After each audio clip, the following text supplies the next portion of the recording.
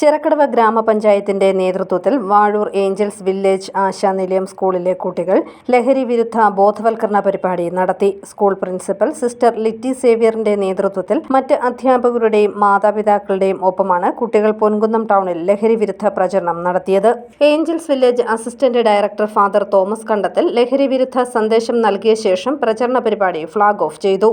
ലഹരിയുടെ ഭയാനകമായ വിപത്തിനെക്കുറിച്ച് വിവിധ കലാപരിപാടികളിലൂടെയായിരുന്നു ബോധവൽക്കരണം. നമ്മുടെ യുവതലമുറ ലഹരിക്ക് അടിമപ്പെടുമ്പോൾ ഈ തിന്മയെ ഉന്മൂലനം ചെയ്യാൻ ഒറ്റക്കെട്ടായി പ്രവർത്തിക്കണമെന്ന് നൃത്തരംഗങ്ങളിലൂടെയും തെരുവ് നാടകങ്ങളിലൂടെയും കുട്ടികൾ ഓർമ്മിപ്പിച്ചു.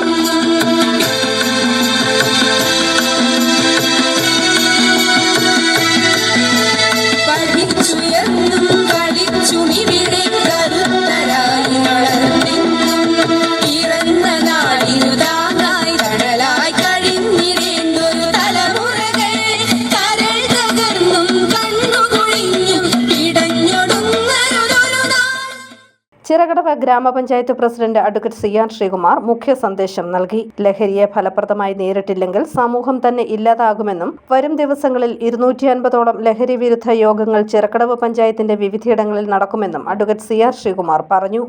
ചിറക്കടവ് ഗ്രാമപഞ്ചായത്ത് ലഹരി വിരുദ്ധ പരിപാടിയുടെ ഭാഗമായി നിരവധി പദ്ധതികൾ ആവിഷ്കരിച്ച് നടപ്പിലാക്കിക്കൊണ്ടിരിക്കുകയാണ്.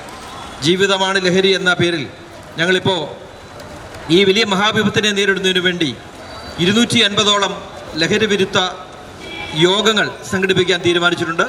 ഔപചാരികമായി യോഗത്തിൻ്റെ ഉദ്ഘാടനം ഇന്നലെ കഴിഞ്ഞു. ഇനി ഈ ആഴ്ച കൊണ്ട് 250 യോഗങ്ങൾ നമ്മുടെ ചിറക്കടവ് ഗ്രാമപഞ്ചായത്തിൽ സംഘടിപ്പിക്കും. ലഹരി വിരുദ്ധ ബോധവൽക്കരണ പരിപാടിയിൽ പൊതുജനങ്ങളും പങ്കാളികളായി. News bureau, Ponkunnam.